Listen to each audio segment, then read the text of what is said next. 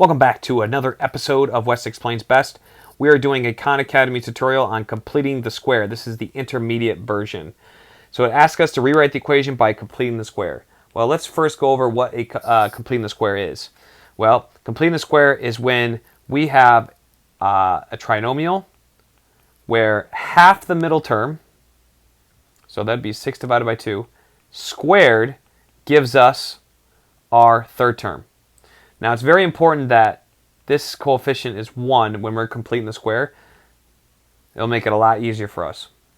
So make sure that you take the middle coefficient, divide it by 2, and then you square it to get the last term. Why does that work? Well, because then when we factor it, we have x plus, because those x times x gives us x squared. That goes in the first slot.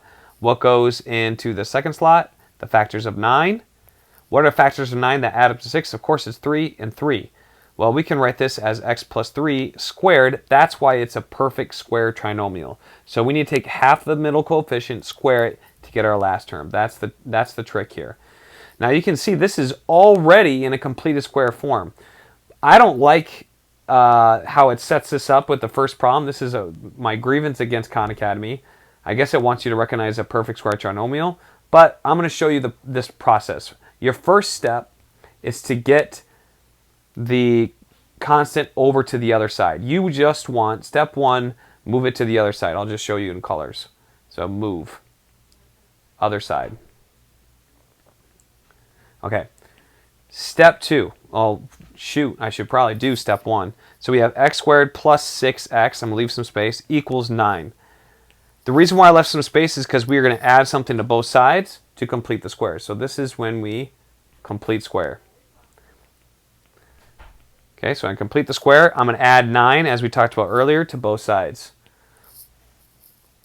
Oops, I forgot. If I subtract 9, this should be a negative 9 here, not a positive 9. Okay, whew, that would have been a bad answer. Once I do that, I can factor. Step 3, factor.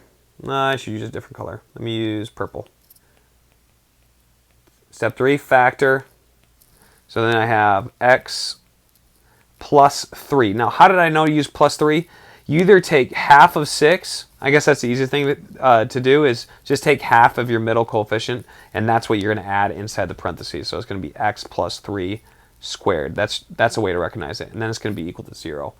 So we have x plus 3 equal to 0, and that's all it's looking for up here. X plus 3 equal to 0. 3 equal to 0. Check it. All right, good. Now, moving on to the next one. We're going to follow the same procedure here. So we have x squared minus 8x.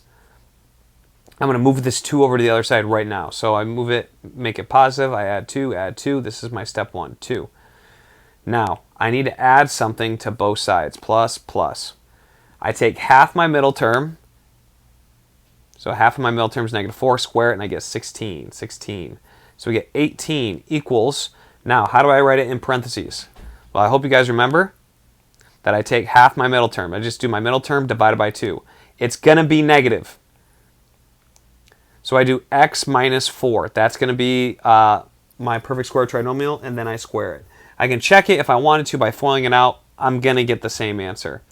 Now, this is odd because normally you're good to go from here, but this Khan Academy is asking you to move this back over when you're done. It's kind of senseless in my opinion, but you know, we're doing this for a grade probably. And do it for knowledge, of course, but right now we're probably doing it for a grade, let's be honest. So this is going to be x plus 4, and then what I say, we got to move that back over. So this is going to be minus 18, right? So I get x minus, I need to put negative 4. Remind me to do that. X minus 4 minus 18, and that's going to be my f of x. Okay, so x, I need to make that negative 4. That'd be a bad mistake. And then what was it? It was minus 18. Minus 18. I'm just going to double check that. We moved that over. We made it positive 2. We added 16 to both sides. Positive 18. Subtraction. Okay, good. We should be good to go.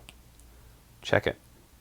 All right, good. Ooh, I was scared for a second. Okay, rewrite the function by completing the square. This is the same mumbo jumbo we did in the previous one. So we're going to do x squared plus 2x. We're going to say beat it, 26. Get over to the other side. I'm going to put plus blank. Okay, I hope you guys don't mind if I write it like this. Equals negative 26 plus blank. Okay. Complete the square. Half of 2 is 1. I square it to get this third term, and I get 1. So I have to add 1 to both sides. So I have x squared plus, whoops, I don't need to write it over again. You guys get it. I go straight into my parentheses. I take half of 2, or I write it. I get x plus 1 squared. Over here on the right side, I get negative, what is that, 25? Now, it wants this back over here onto this side, so I'm going to add 25, so I get x plus 1 squared plus 25, and that's equal to f of x. So x plus 1 plus 25. Oh, yes, plus 25, because it was a negative 25 and I moved that. Okay, yes, 25. Plus 25. Check it. All right, good to go. Last one. So we have x squared minus 14x plus 49. Oh, this one's a little bit different. Finally, it has the 49 over on this side, or the other blank on that side. So first thing I'm going to do is subtract 49 from both sides. You might even recognize something right away. Hope you guys do. But if not, it's okay. Plus blank. And then I have equals negative 49 plus blank. Now, what am I going to add to both sides to do half of negative 14 is negative 7. And then I square it and I get 49 plus 49. Well, I get 0 on the right side. What do you know? I just got what I got before. I do half of 14, or negative 14. I get x minus 7. I square it. So this needs to be negative 7, and I get 0 on the right side. Bada beam, bada boom. There we go. Well, isn't that a satisfying sound? I hope you guys enjoyed this video, and I'll see you next time on Wes Explains Best.